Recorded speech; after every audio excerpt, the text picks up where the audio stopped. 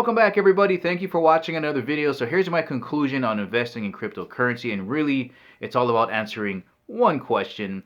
Do you believe blockchains are going to have a significant role in our future, or don't you? If the answer is no, you just walk away. It's no big deal. Life goes on. Now, if the answer is yes, you do think blockchains are going to contribute to a significant portion in our near future. I mean, we're talking about the decentralization from financing all the way to how we use the internet. Then it's just a matter of figuring out which cryptocurrency to invest in, how much, and how often.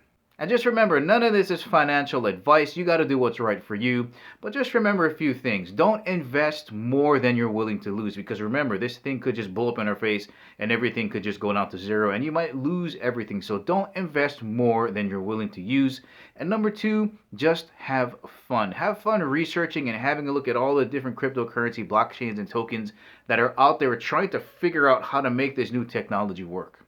So if you don't think cryptocurrencies and blockchains are going to be around in the near future or not be important, then don't worry. You always got the stock market and fiat currencies.